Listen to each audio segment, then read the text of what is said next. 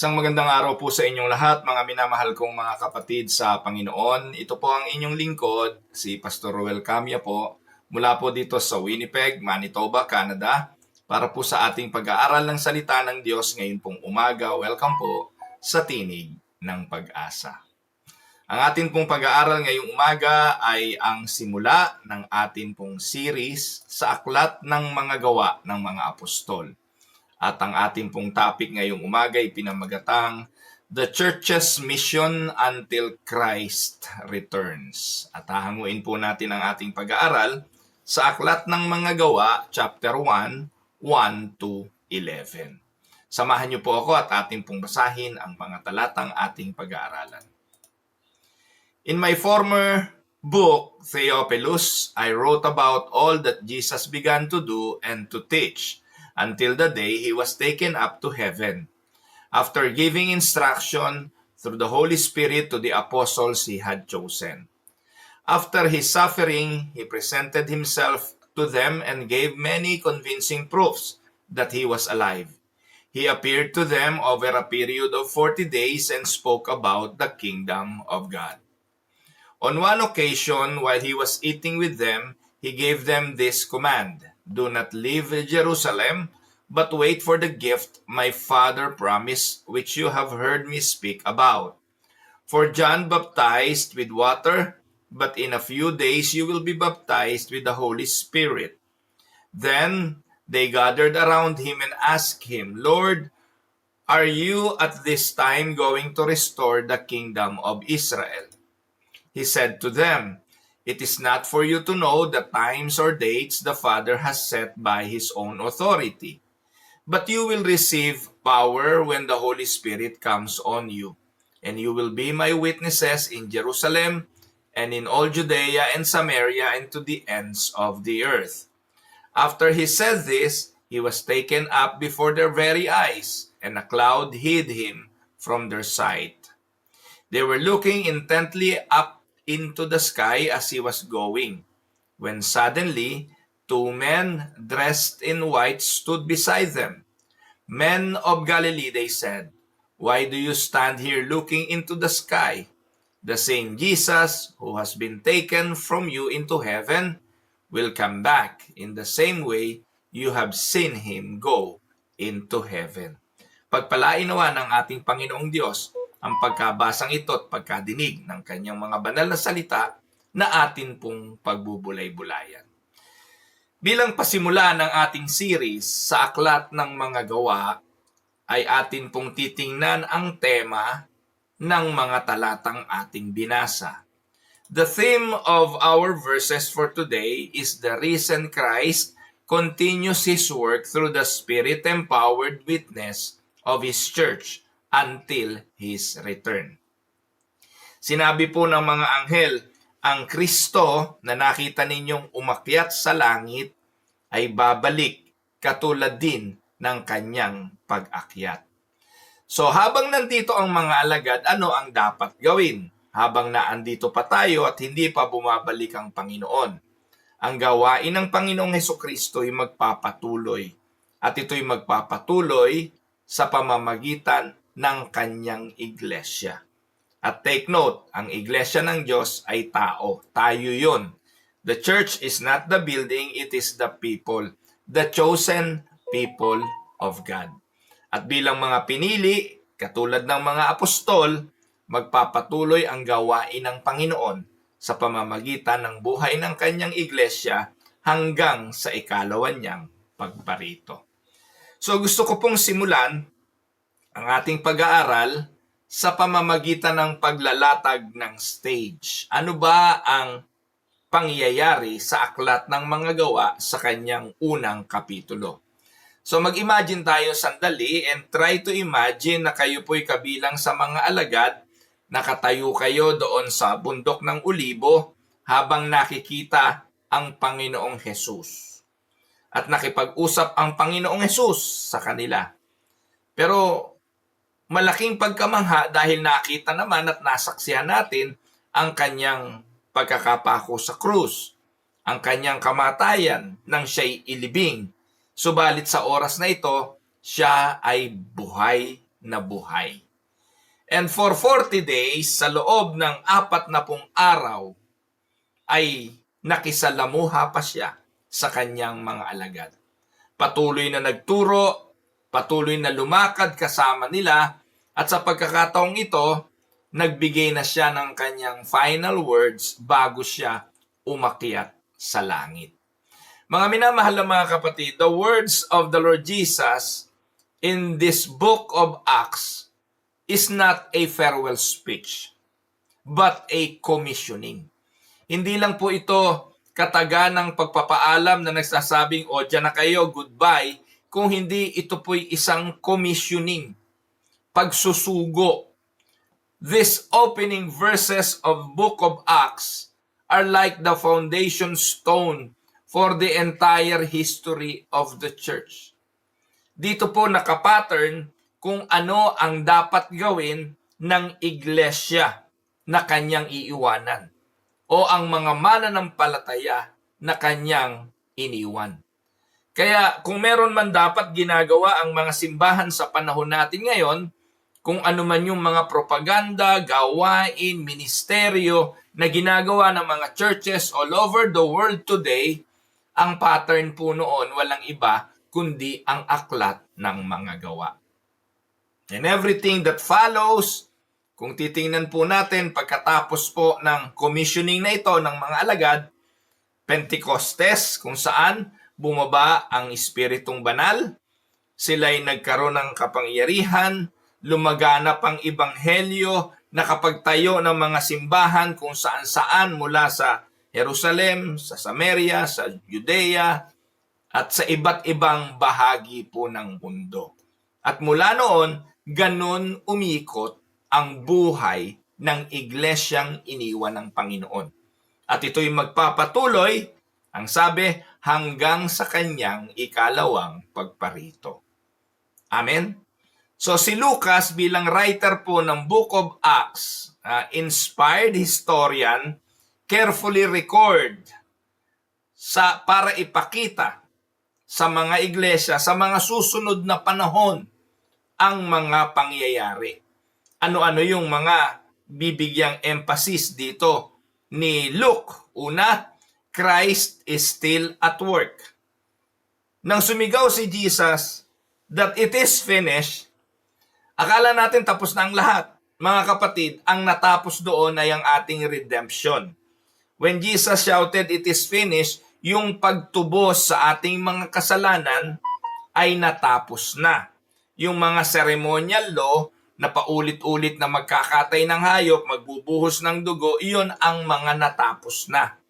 Pero yung gawain ng ating Panginoong Hesukristo para sa buhay ng kanyang mga anak ay magpapatuloy pa. Hindi pa ito natapos. Kaya nga sa pag-akyat niya sa langit, nag-iwan siya ng mga aliw dahil magpapatuloy pa ang kanyang sinimulan. The establishment of His church, sa maliit na grupo ng mga mananampalataya sa Jerusalem, ay magmiministeryo at kikilos pa mula sa Jerusalem, sa Judea, sa Samaria, and to the uttermost part of the earth. So the Spirit empowers the mission, and not human strength. Mangyayari lang po yung mga bagay na yon kung sila'y sasamahan, kakasihan, at pagkakalooban ng kapangyarihan ng Espiritong Banal para magawa ang misyon na ito. At ang misyon na ito ayon sa sulat at narrative ni Lucas ay global. Not limited to the Jews, not limited to the Jerusalem people, to the Judean people, to the Samarian people, but it is and it was a commandment to globalize, to do the mission to the uttermost part of the earth. Ang tanong, hanggang kailan ang scope? Until the King return. Until then, we as a church must be about His work and must continue the work of the Lord. Kaya malinaw naman po yan sa aklat ng mga gawa. Kaya patuloy tayo, naglilingkod, inaabot natin yung mga lugar na hindi pa napapahayagan ng Ebanghelyo at hindi tayo tumitigil. Dahil ito po ang naisin ng ating Panginoong Hesukristo. Now, let us walk verse by verse through Acts chapter 1, 1 to 11 and see the heartbeat of the church's mission. Ano ba yung mission ng simbahan hanggang sa pagbalik ng ating Panginoong Hesukristo? So simulan po natin yung point number 1, Christ continuing work. Sabi po ng verses 1 and 2, in the first book, O Theophilus, I have dealt with all that Jesus began to do and teach until the day when he was taken up, after he has given commands through the Holy Spirit to the apostles whom he had chosen. Ano po ang historical background dito, mga kapatid? Luke, the apostle, is writing to Theophilus. Sino ba itong Theophilus? Totoong tao ba ito? Yes. Theophilus, likely a real person of status. Probably a Roman official, or it can be a symbolic name meaning lover of God. So the intention is for Luke to write a letter to the people who love God. Ano po? So notice the phrase, ano ba ang naisin ni Luke sa pagkakasulat nito? Actually, ito po ay second part na ng kanyang letter kasi may nauna na siyang letter.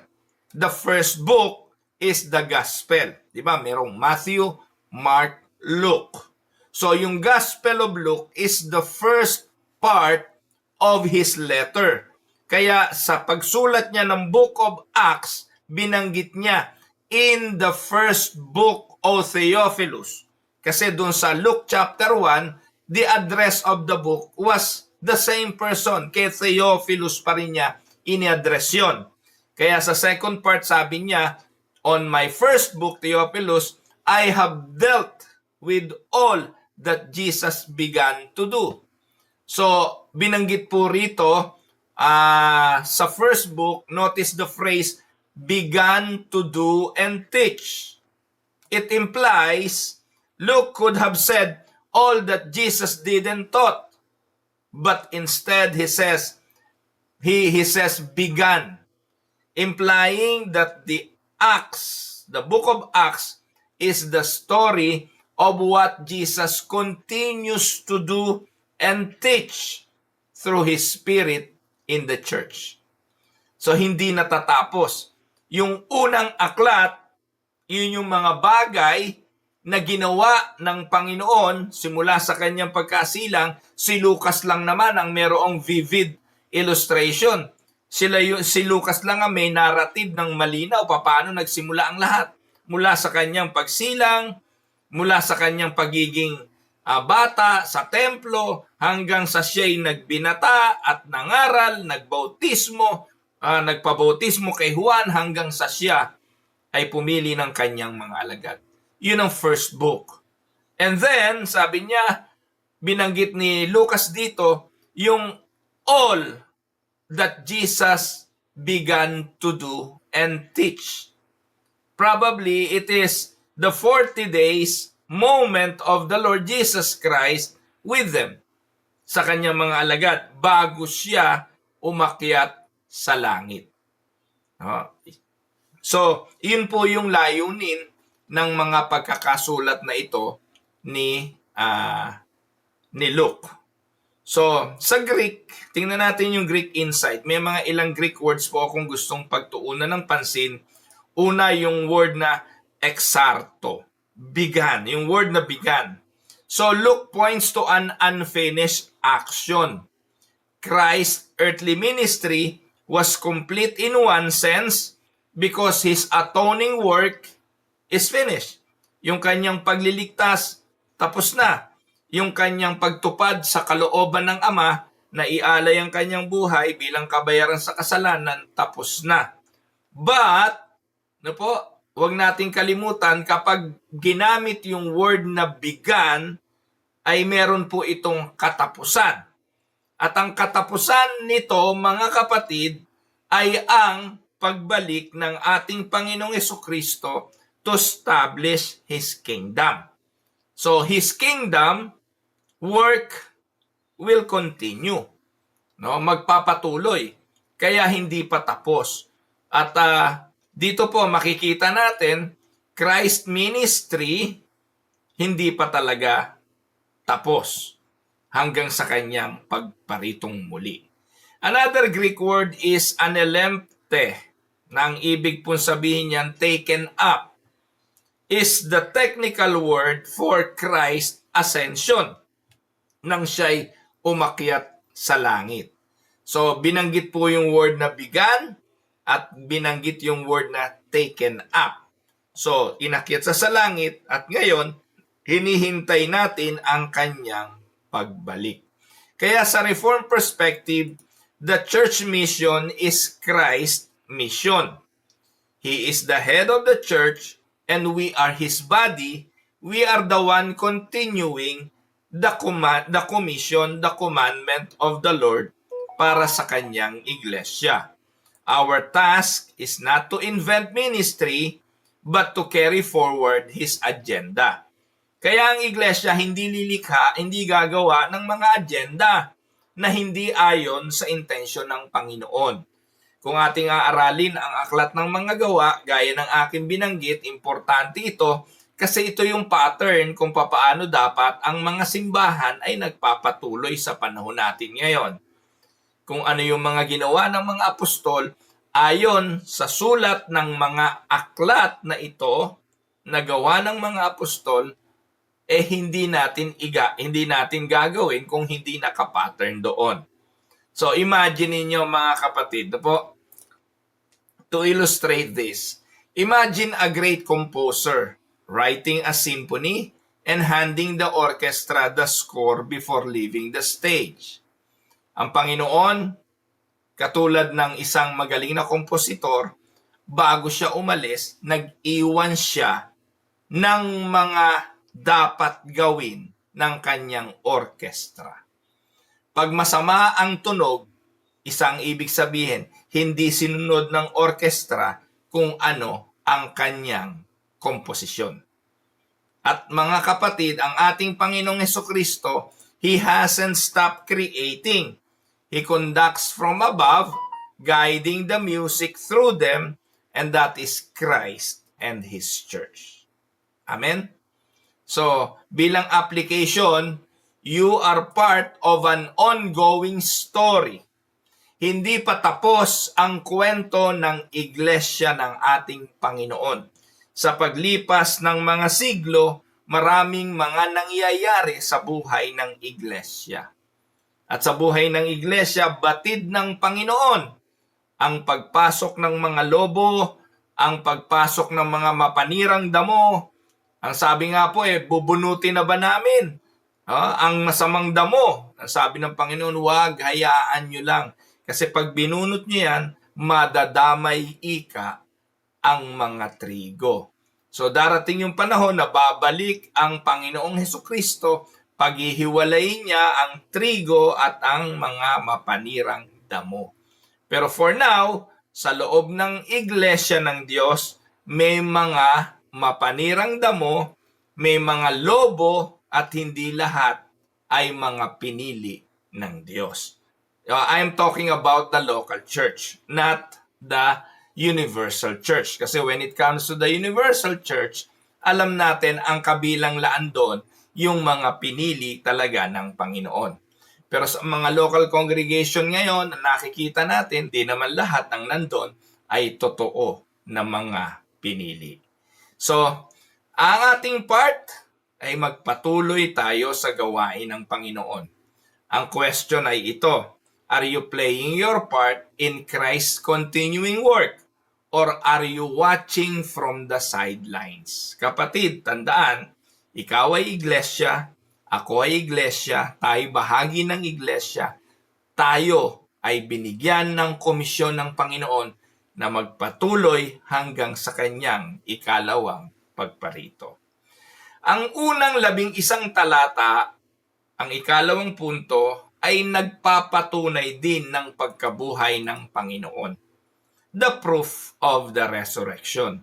Sabi po sa verse 3, He presented Himself alive to them. Sabi ni Lucas, alam niyo po, si Lucas ay doktor. Siya lang ang pwede magsabi kung ang isang tao'y patay na, kung ang isang tao'y buhay pa. No? Kasi meron siyang kakayahan, no? Yung tinatawag na post-mortem, no po, na evaluation or yung tinatawag na pagtingin sa isang bangkay kung ito'y totoong patay. At dito po, ang pahayag ni Lucas ay isang kamanghamanghang presentasyon dahil sinabi ni Lucas, Jesus presented Himself to them alive. Dahil alam ni Lucas na namatay ang Panginoon. Alam ni Lucas na siya'y inilibing, hinarangan ng malaking bato, pero sa Acts chapter 1 verse 3, siya ay kaharap niyang buhay. So after His suffering by many proofs, appearing to them during 40 days, and speaking about the kingdom of God. So yan ang sinasabi ng verse 3. So ano po ang key truth na ating matututunan dito? Tandaan, Christianity stands or falls on the resurrection. That is how important the resurrection of the Lord Jesus Christ. Ang ating pananampalataya ay tatayo o babagsak sa pamamagitan ng resurrection. The apostles were not sent out with warm feelings or vague spirituality. The apostles was given an objective, historical, eyewitness evidence of Christ's resurrection. Nasaksihan nila talaga ito at sa pagkabuhay ng Panginoon, patuloy itong nangaral at patuloy itong nagsalita sa kanila ng mga bagay tungkol sa kaharian ng Diyos.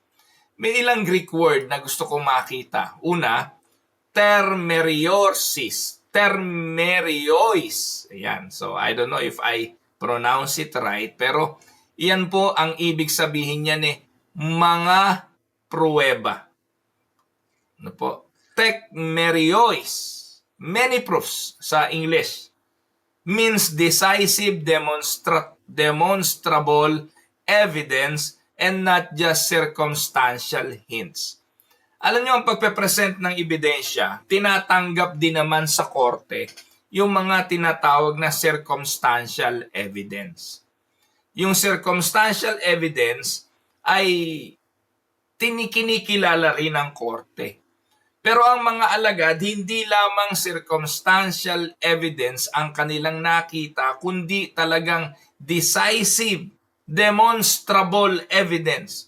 Saksi sila, nakita nila, nakasalo nila ang ating Panginoong Hesukristo.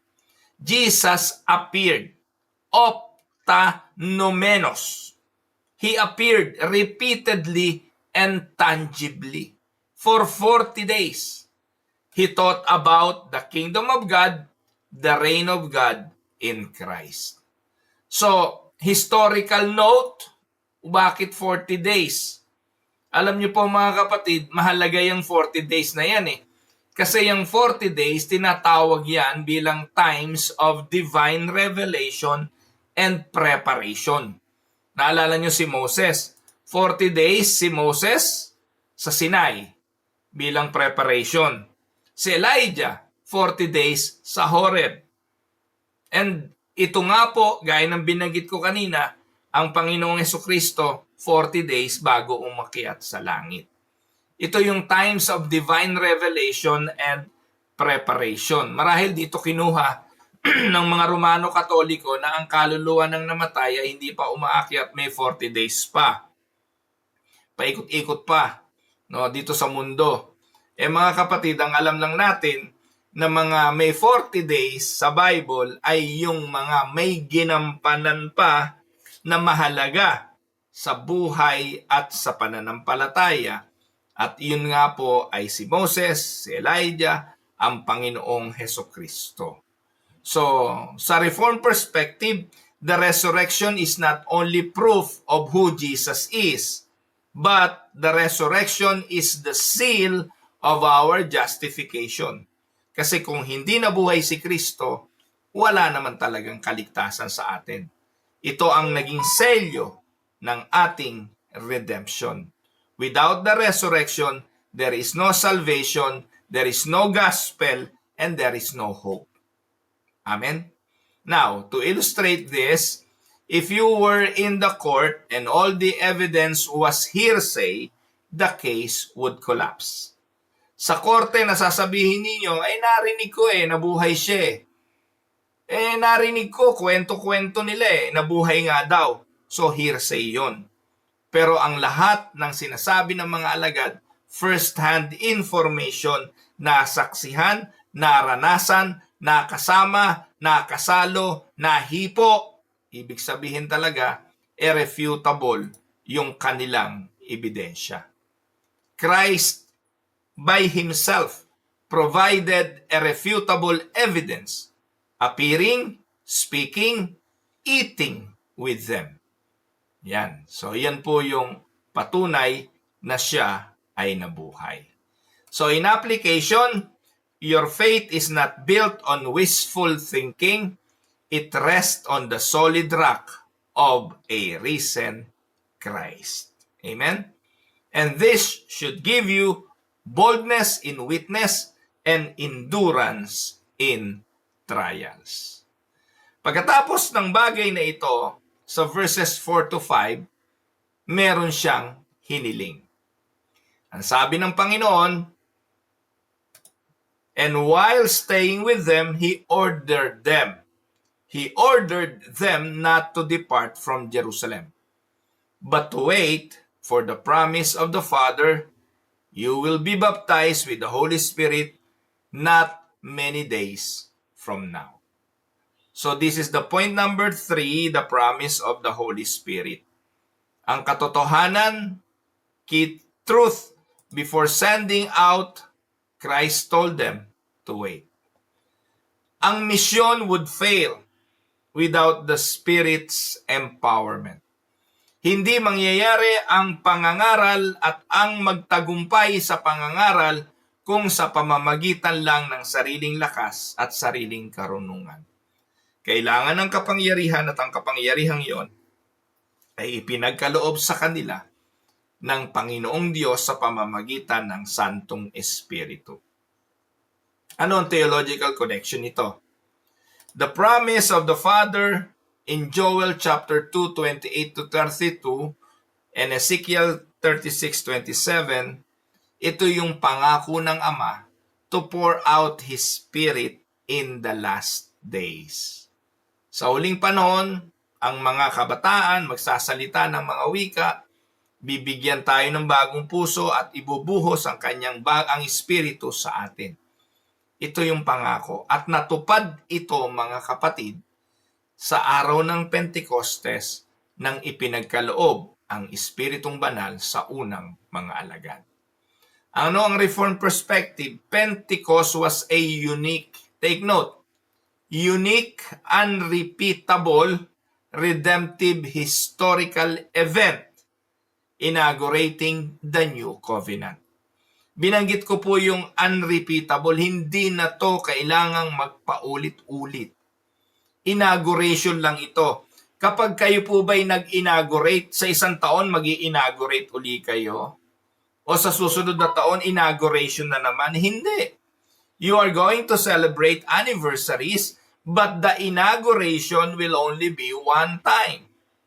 And the outpouring of the Holy Spirit on the apostles, on the book of Acts, is an inauguration. This is it was a unique, unrepeatable, redemptive, historical event.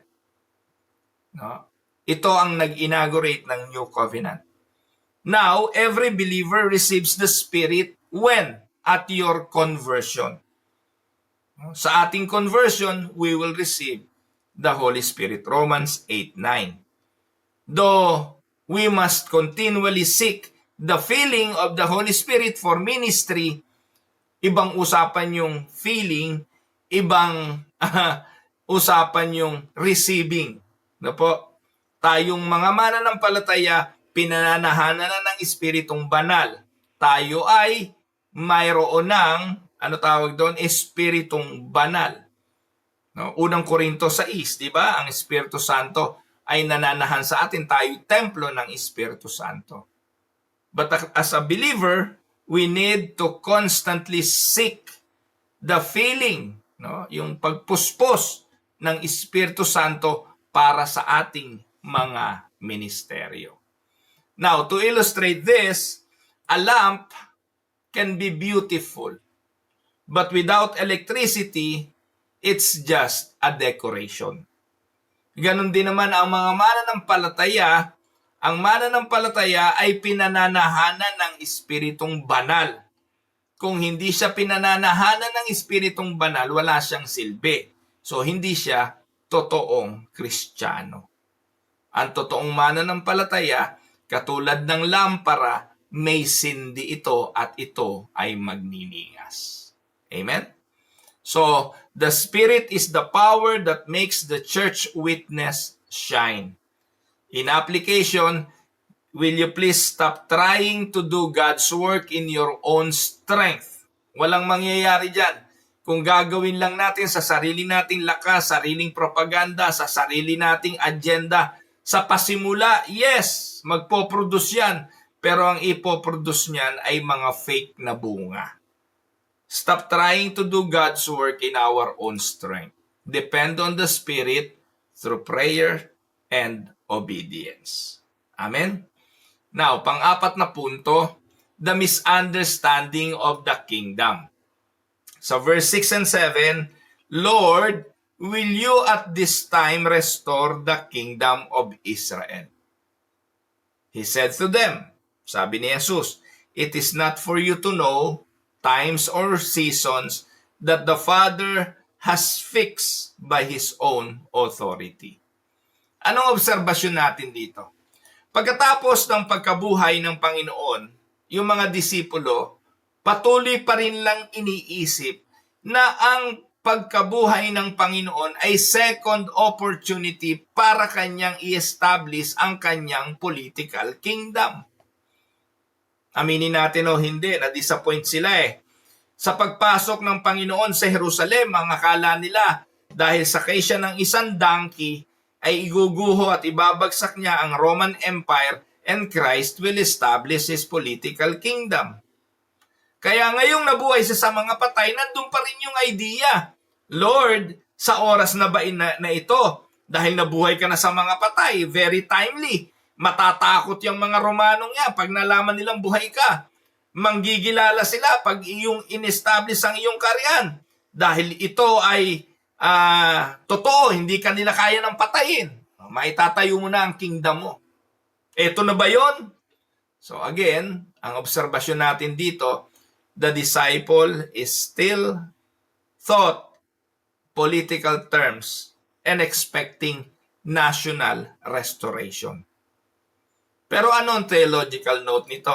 Ano po? Jesus doesn't deny the kingdom's future consummation. But Jesus redirects their focus.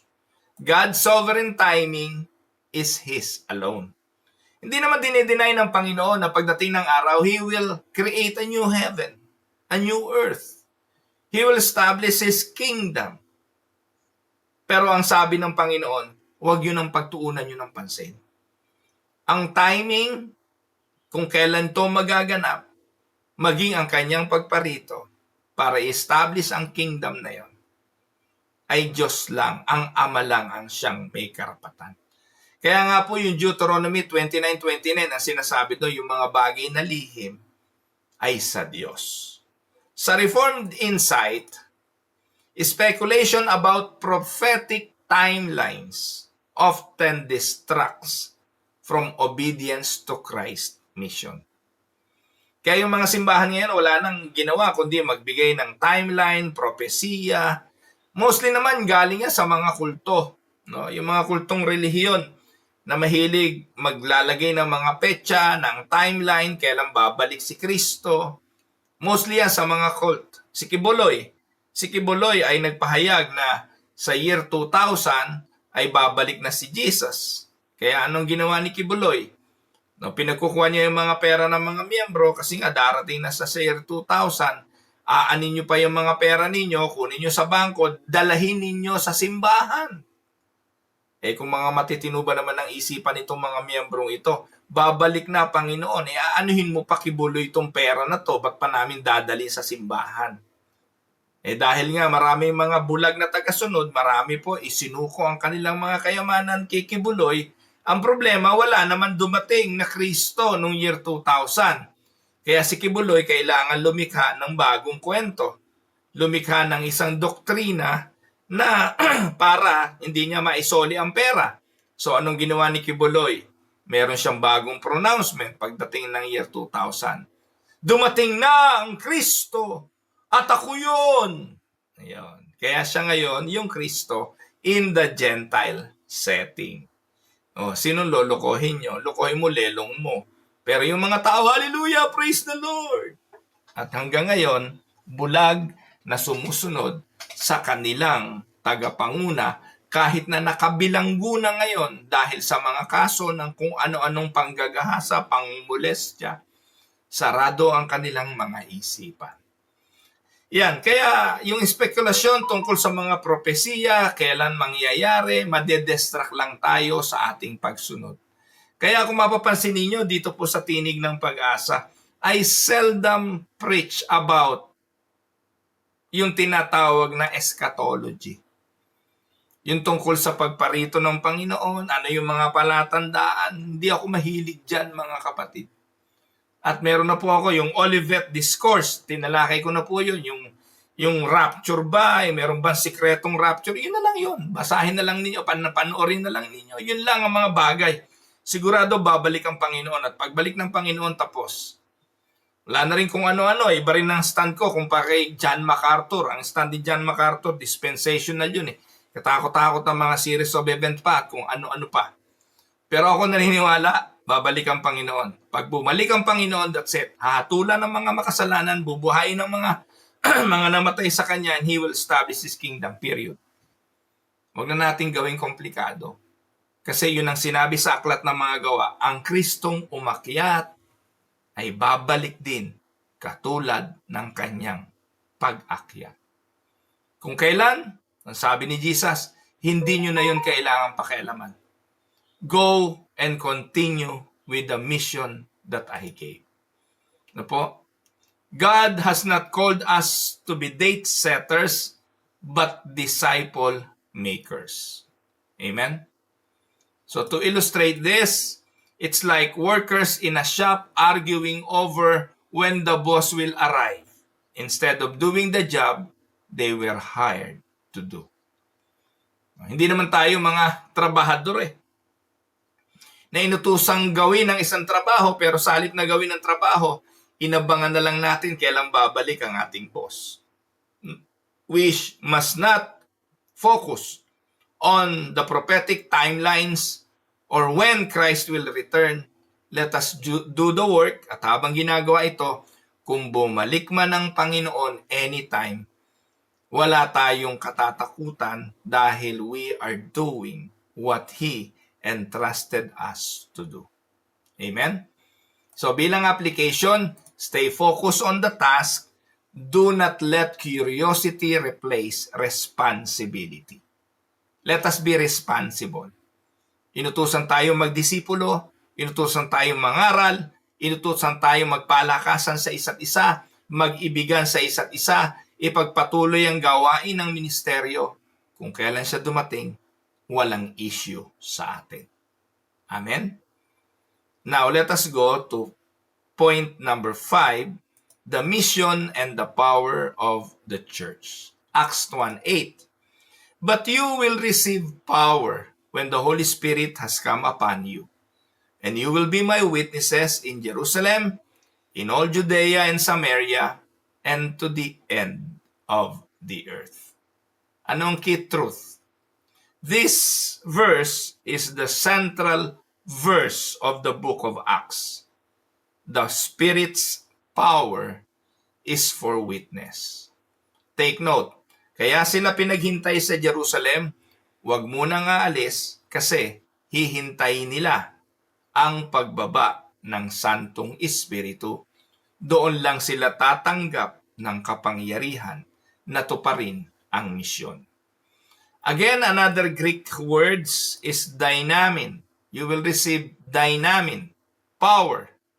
What is this power? This is the ability and not just energy.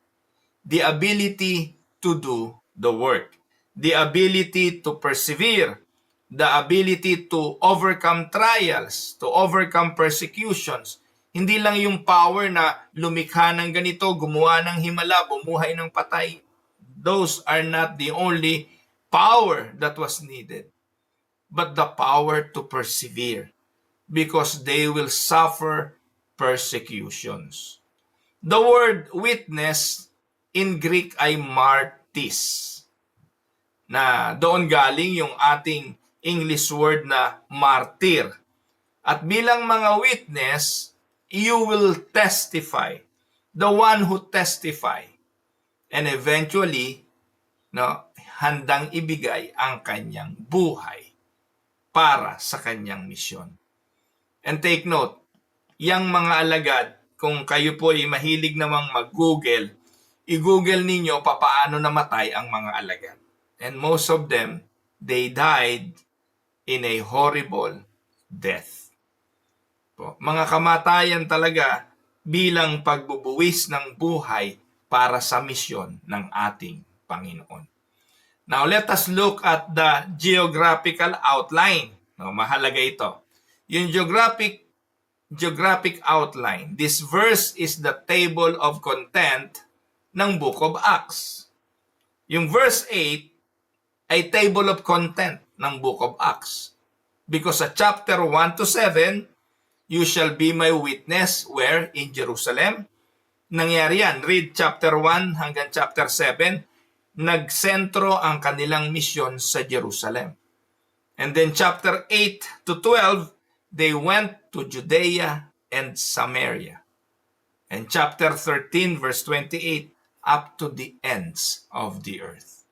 Kaya yung chapter 8 na yan, yun yung pinakasusing talata. You will receive power. No, wait for the Holy Spirit and you will receive power and you shall be my witness in Jerusalem, in Judea and Samaria, and to the ends of the earth. Kaya anong Reformed perspective? The mission is God-centered, Christ-exalting, Spirit-empowered, and world-reaching. That is the mission of the church. Ang gawain ng iglesia dapat God-centered, Christ-exalting, Spirit-empowered, and world-reaching. Aabutin nito ang mundo. Amen? So the Great Commission is unstoppable because it is Christ's mission. So, ang application, where is your Jerusalem? Your home, your workplace, your neighborhood. That is your Jerusalem. So anong dapat gawin bilang mga lingkod ng Panginoon? Start with your Jerusalem. But do not stop in them. Go. No? Start with Jerusalem, then extend to Judea and Samaria, and go to the ends of the earth. Yan po ang mensahe ng aklat ng mga gawa. Puntahan natin ang point number 6. Meron po akong point number 6 verses 9 to 11 na ito. Ito na yung pag-akyat ng Panginoon at ang kanyang ikalawang pagparito. Acts 1, 9 to 11. And when he had said these things, he was lifted up, and a cloud took him out of their sight. This Jesus will come in the same way as you saw him go into heaven. Anong katotohanan meron dito? The ascension is not Christ leaving us. It is His enthronement.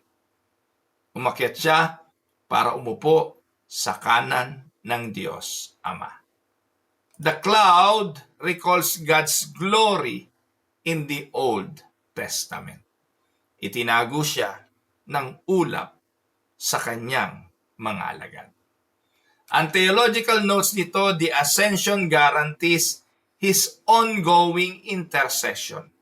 Siya ang ating high priest, patuloy na nananalangin para sa atin. At ang pangako ay malinaw, He will return.